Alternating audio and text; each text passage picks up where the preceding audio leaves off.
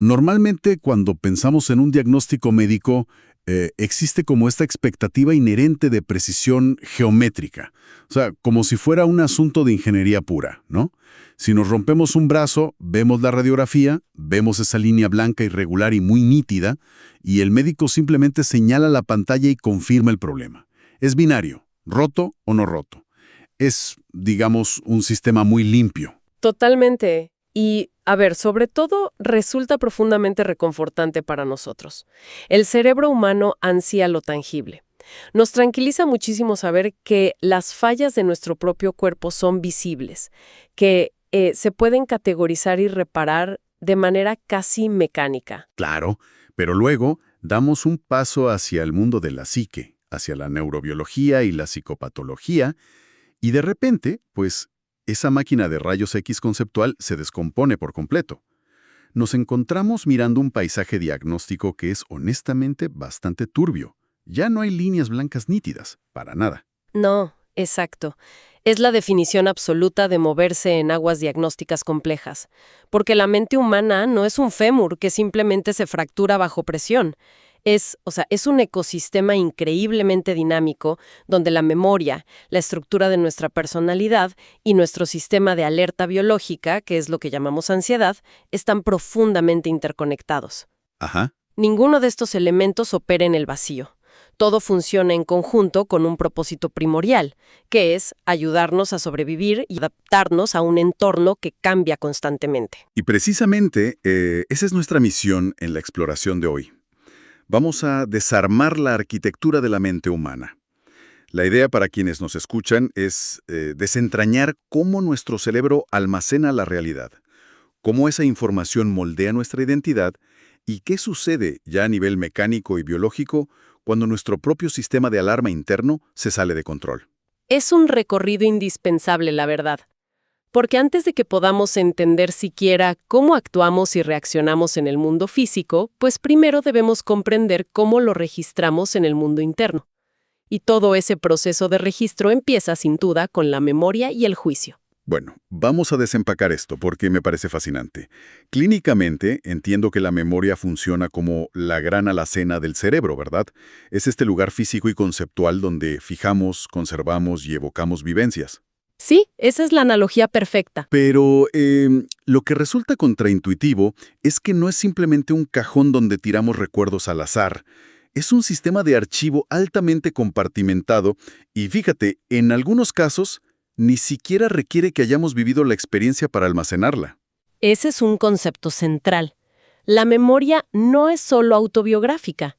Existe un archivo primario, que es la memoria filogenética, y esto es información heredada por la especie entera, codificada directamente en nuestro ADN. Espera, información heredada, o sea, recuerdos que no son nuestros. Exacto. Pensemos en ese miedo irracional, visceral y repentino que muchas personas sienten hacia las arañas o las serpientes. Ajá, el clásico terror a los reptiles. Exactamente. Incluso si jamás han visto una en la vida real ni han sido atacadas por una. Ese terror no es un defecto psicológico, es memoria filogenética pura. Es un mecanismo de prevención evolutivo que nos dice que, bueno, hace cientos de miles de años, esos animales representaban una amenaza mortal. ¡Guau!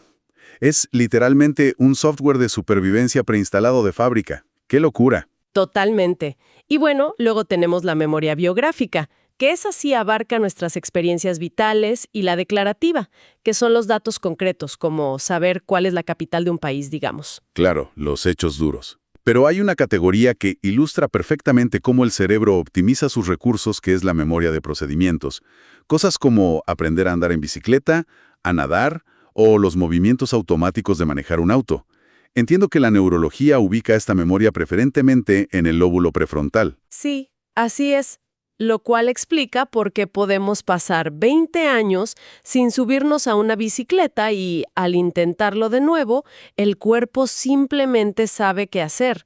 O sea, Esos circuitos neuronales en el lóbulo prefrontal se han mielinizado, se han recubierto y reforzado hasta convertirse en acciones automáticas. Ya no requieren esfuerzo consciente. Exacto. No requieren un esfuerzo de la corteza dorsal, que es donde residen nuestros recuerdos narrativos. El cerebro automatiza la supervivencia y el movimiento, pues para ahorrar energía cognitiva. Tiene todo el sentido. Además de categorizarse por tipo, hay una división por fases temporales que opera casi como la arquitectura de una computadora.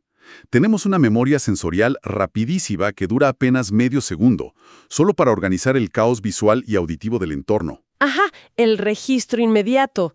Exacto. Pero el salto interesante ocurre entre el corto y largo plazo.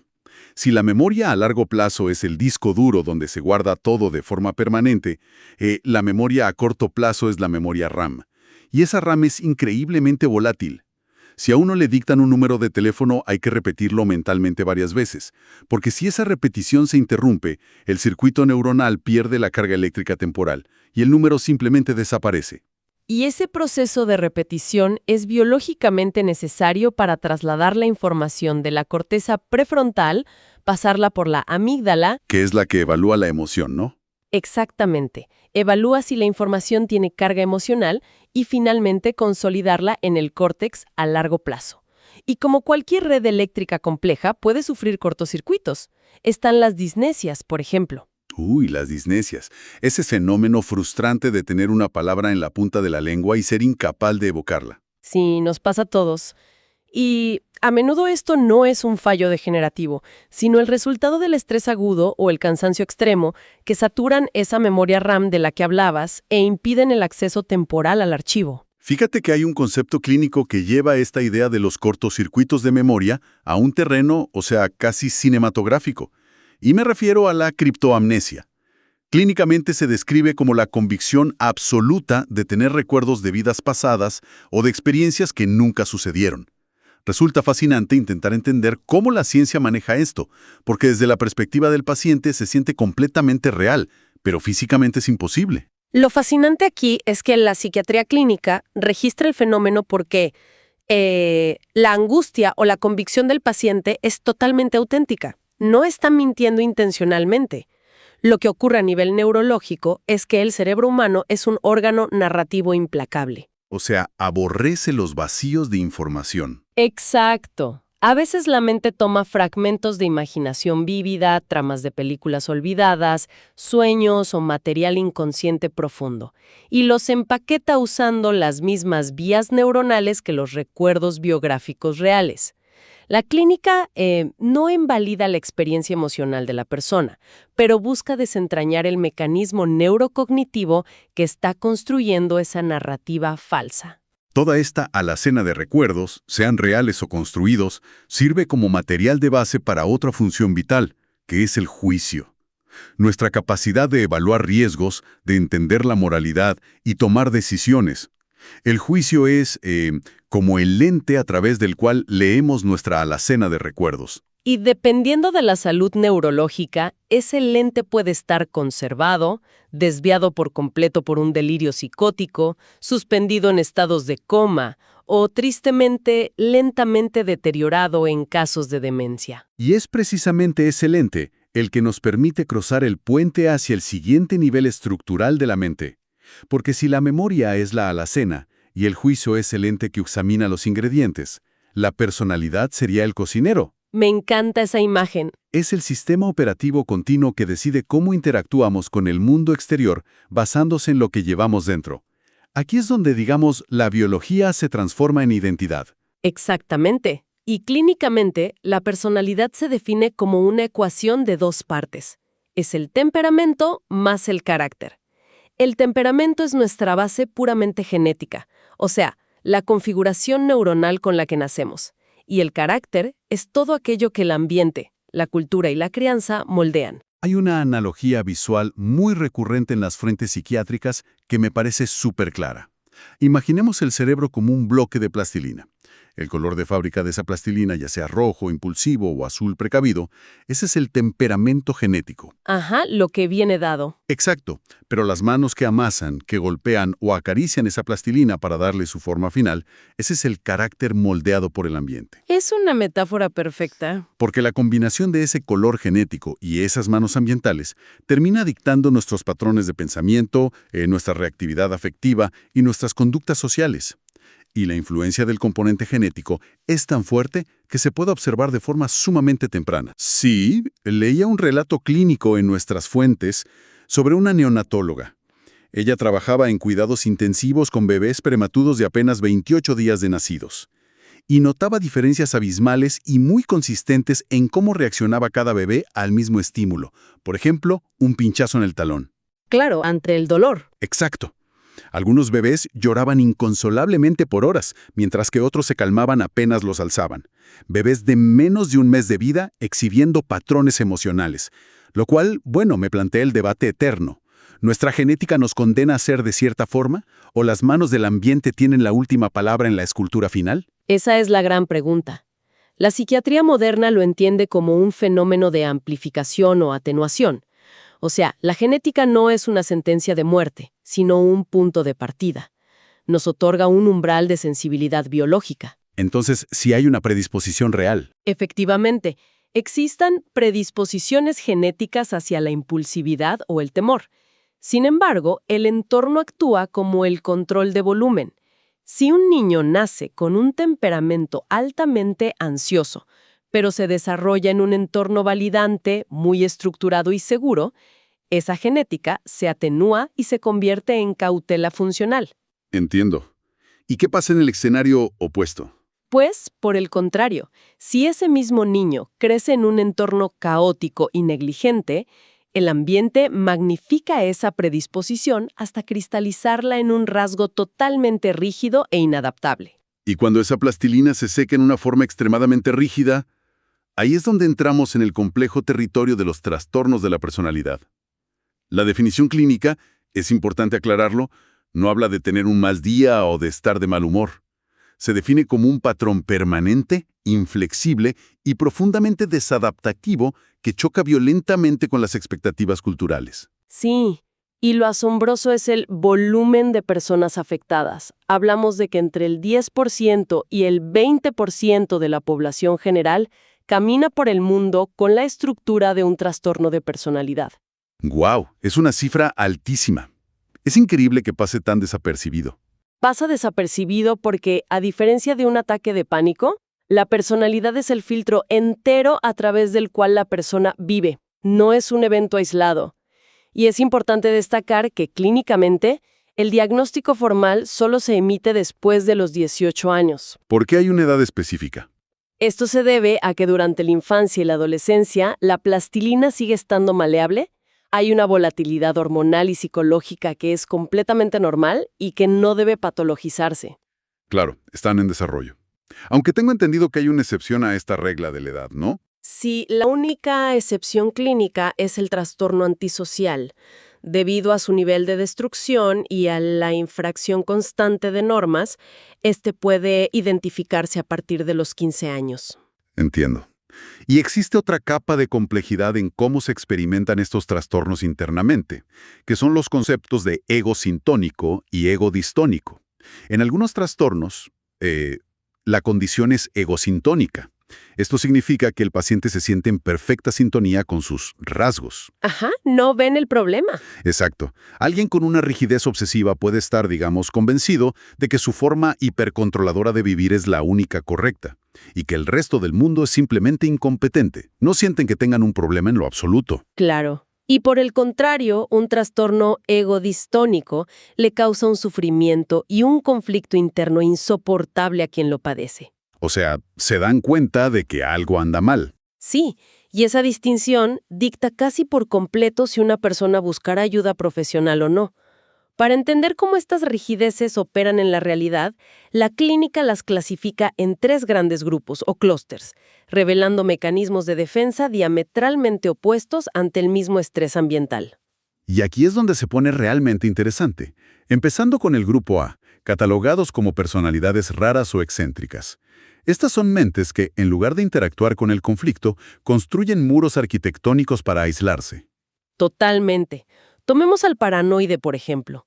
Viven en un estado de hipervigilancia constante, asumiendo sin ninguna evidencia que el entorno conspira en su contra. Su mecanismo neurológico subyacente es la proyección, o sea, toman su propia hostilidad o inseguridad interna, la cual son incapaces de tolerar, y la proyectan en las intenciones de los demás. Y eso explica por qué, en un entorno terapéutico, exigen profesionales que sean súper fríos, formales y con horarios inamovibles. O sea, cualquier flexibilidad se interpreta como una trampa. Exacto, no confían en la empatía cálida. En ese mismo espectro de aislamiento encontramos al esquizoide. Pero a diferencia del paranoide, que está hiperconectado con la supuesta amenaza externa, el esquizoide presenta un desapego total. Hay una frialdad afectiva y una genuina indiferencia hacia la crítica o el elogio. O sea, no les importa lo que piensen de ellos. Para nada. No sufren por estar solos, de hecho, la soledad absoluta es su zona de confort neurológica.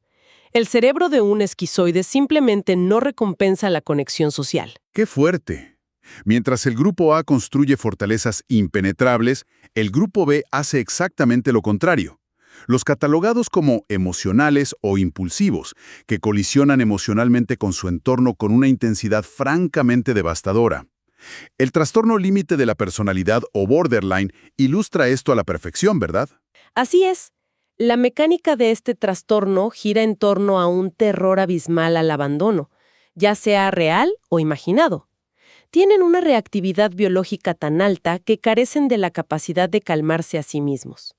Pasan de idealizar a una persona como su salvador absoluto a devaluarla como su peor enemigo en cuestión de horas. Es un pensamiento polarizado en blanco y negro, sin matices grises. Y el otro gran representante de este choque frontal es el trastorno narcisista. Clínicamente, el narcisismo patológico no es simplemente tener un ego grande. Es una armadura grandilocuente construida sobre una autoestima increíblemente frágil. Exacto. Presentan fantasías de éxito ilimitado y exigen un trato diferencial continuo. Pero la tragedia del narcisista es que dependen por completo de la validación externa para mantener esa estructura. Claro, ante la menor crítica, la armadura se fractura. Y eso provoca lo que llamamos la furia narcisista. Fíjate que al leer las fuentes, noté que hay un riesgo inmenso en la terapia con pacientes del espectro narcisista. Al iniciar el tratamiento, la estrategia de defensa de esta personalidad es sobrevalorar al terapeuta. Le dicen que es el primer genio que finalmente comprende su mente compleja. Sí, es una trampa muy común. Entonces, el desafío clínico aquí es no morder el anzuelo. ¿Cómo maneja un profesional esa trampa de idealización sin alimentar su propio ego? Bueno, requiere un nivel de supervisión clínica y autoconciencia muy profundo. El profesional debe comprender la mecánica del trastorno. El paciente narcisista necesita que el terapeuta sea brillante, porque solo alguien brillante es, digamos, digno de tratarlo a él. La idealización es un síntoma, no un halago. O sea, te suben al pedestal para subirse ellos mismos. Tal cual. El terapeuta sabe que bajo esa estructura tan rígida, la idealización es simplemente la antesala de la devaluación. Al primer intento de confrontar al paciente con una realidad incómoda, éste lo derribará del pedestal violentamente. Mantener una distancia emocional óptima es la única forma de que el tratamiento sobreviva. Es como intentar operar una bomba desactivando cables mientras el paciente te cambia los colores. ¡Qué estrés! Y finalmente llegamos al grupo C, los ansiosos o temerosos. A diferencia de los grupos anteriores, aquí el motor central de la personalidad es el miedo crónico. Aquí se ubica la personalidad obsesivo-compulsiva. Y ojo, hay que hacer una distinción crucial para nuestra audiencia. No es lo mismo que el TOC, el trastorno obsesivo-compulsivo clásico. Ajá, es importante aclarar eso. Una personalidad obsesiva no tiene rituales físicos como lavarse las manos 50 veces o apagar la luz 3 veces. Es un estilo de vida rígido, devoto al perfeccionismo que llega a paralizar las tareas, y con una avaricia patológica hacia el tiempo o el dinero por un terror constante a catástrofes financieras futuras. Todo, absolutamente todo, debe estar bajo un control microscópico. Esa necesidad de control del grupo C nos sirve como puente perfecto hacia una frontera biológica mucho más aguda, porque en estos trastornos el miedo es un rasgo constante y crónico. Pero hay momentos donde la ansiedad deja de ser una característica de la personalidad de fondo y se independiza. Se convierte en una crisis abrumadora, ¿no? Exactamente. Pasamos de la ansiedad como rasgo a la ansiedad como patología activa. Ese es el punto de quiebre. Porque, a ver, todos experimentamos ansiedad preparatoria. Es una respuesta evolutiva perfectamente normal. Sentir un nudo en el estómago antes de un examen importante o de hablar en público nos da una inyección de cortisol y adrenalina que afila nuestros sentidos. Es funcional. Pero la ansiedad patológica pierde toda esa funcionalidad. Es desproporcionada ante el peligro real. Se prolonga en el tiempo mucho más allá del estímulo. Y su característica definitoria es que interfiere activamente con el funcionamiento social o laboral de la persona. Para entender cómo desmantela la vida del paciente, la psiquiatría utiliza la tríada de la ansiedad. Es una respuesta que ataca en 3 frentes simultáneos. Primero, la esfera cognitiva, donde la mente es secuestrada por pensamientos catastróficos anticipatorios.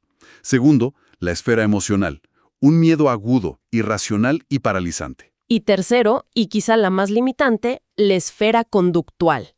Es la respuesta primordial de huida que se manifiesta como una evitación sistemática de todo aquello que detona el temor. Y esto se cristaliza en fobias y trastornos específicos realmente asombrosos. Está el mutismo selectivo, por ejemplo. Ocurre cuando un niño tiene un desarrollo biológico y cognitivo del lenguaje impecable y habla sin problemas en su casa. Pero en la escuela es incapaz. Exacto. El nivel de ansiedad que le provoca el entorno escolar bloquea físicamente las cuerdas vocales. Son orgánicamente incapaces de emitir un sonido. Luego están las fobias condicionadas.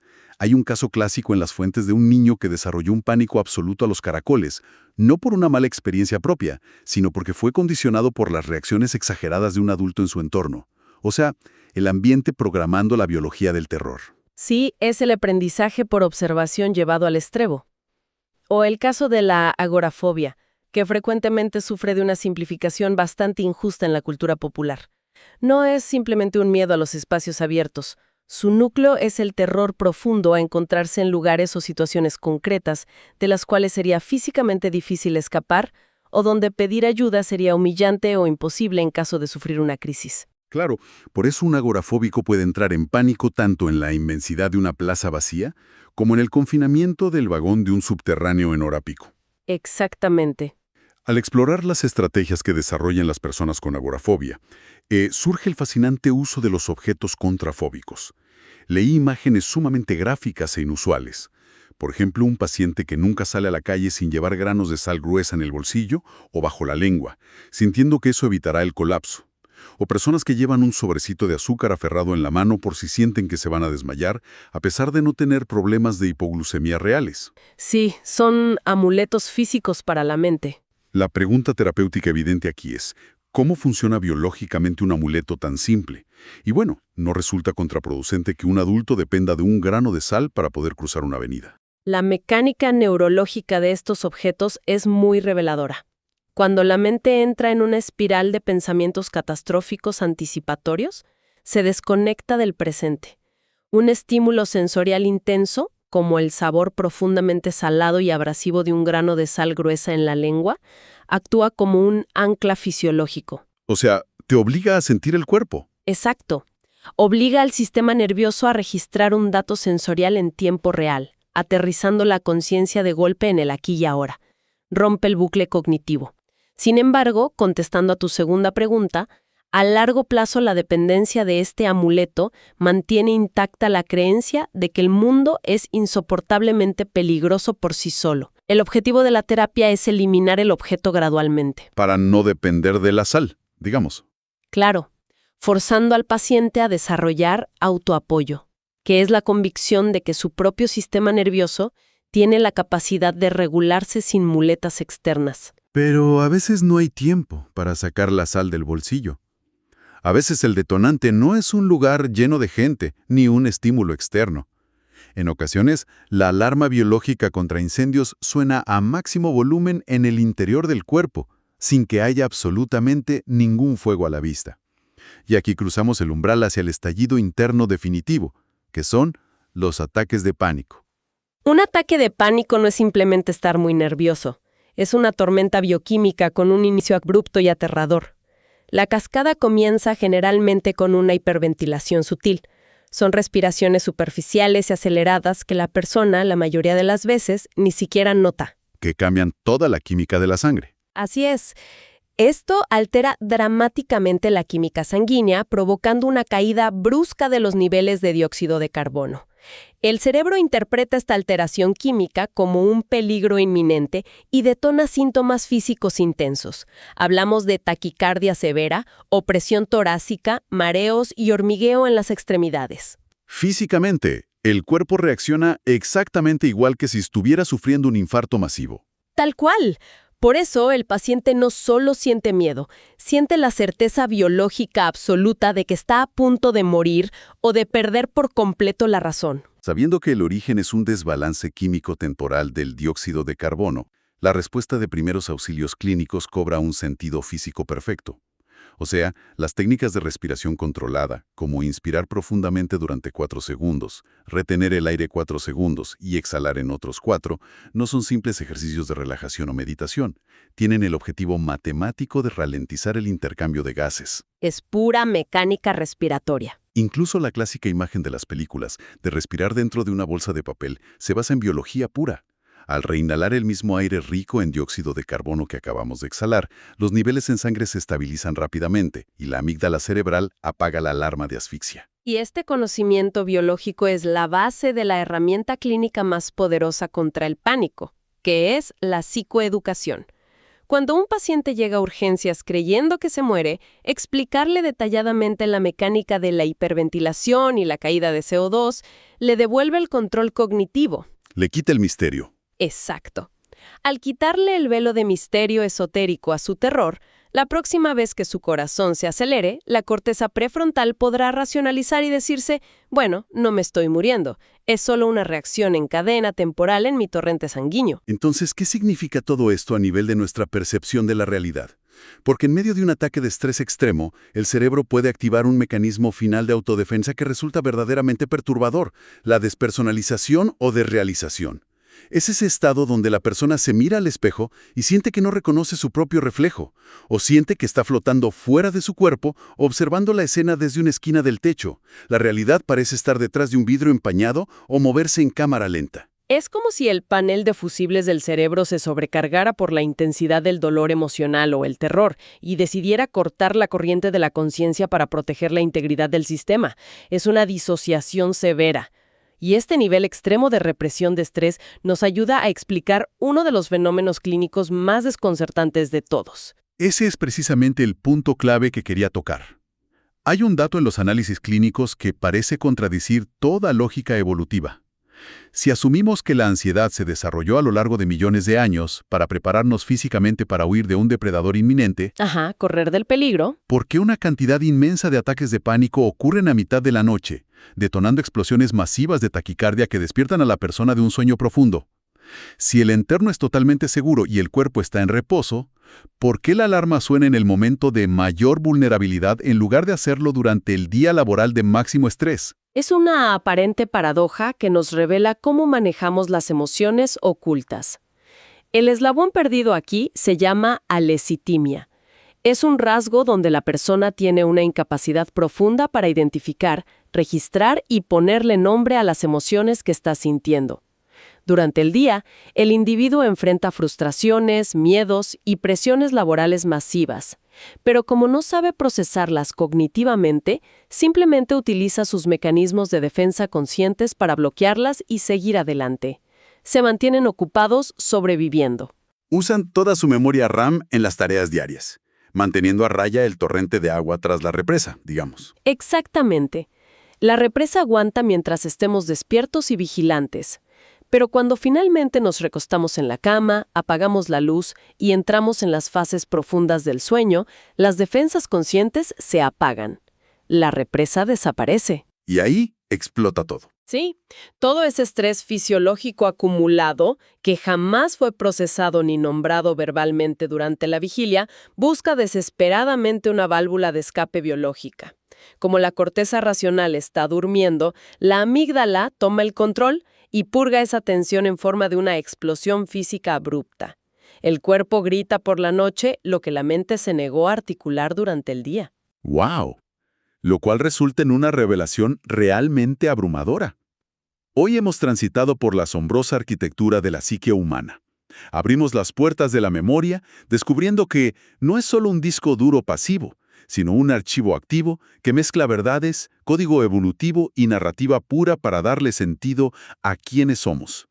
Vimos cómo esa genética innata, esa plastilina inicial, se deja moldear por el entorno y la crianza hasta solidificarse en personalidades que pueden ser nuestra mayor fortaleza o una prisión de rigidez. Y finalmente, desmenuzamos la mecánica de nuestro propio sistema de alarma, comprendiendo cómo un simple desbalance respiratorio puede convencernos biológicamente de que el mundo se acaba. Es un ecosistema que, incluso cuando parece estar fallando catastróficamente, en el fondo siempre está operando bajo una premisa singular, que es intentar proteger al organismo del daño aunque utilice estrategias dolorosamente mal adaptadas. Y esto nos empuja hacia una duda filosófica fundamental sobre nuestra propia existencia que quiero dejarle a quienes nos escuchan hoy. Si consideramos que nuestra memoria puede fallarnos o engañarnos al intentar evocar una simple palabra, si nuestra estructura de personalidad es en gran parte el resultado accidental de estímulos ambientales actuando sobre un molde genético, y si nuestros terrores más profundos pueden detonarse puramente por mecanismos fisiológicos mientras dormimos, entonces, ¿cuánto de lo que defendemos ferozmente como nuestra verdadera y libre forma de ser es genuinamente una elección consciente? Es una excelente pregunta. ¿Y cuánto es simplemente nuestra neurología primitiva, ejecutando rutinas de supervivencia para intentar no naufragar en un mundo caótico? Es una perspectiva que reduce drásticamente las certezas y, sin duda, nos exige muchísima humildad ante nosotros mismos. Absolutamente. Al principio hablábamos de la paz que nos da una radiografía física, de la comodidad de ver una línea blanca que nos dice, sin lugar a dudas, dónde está el daño y cómo repararlo. Hoy comprobamos que la mente humana nos niega esa simpleza.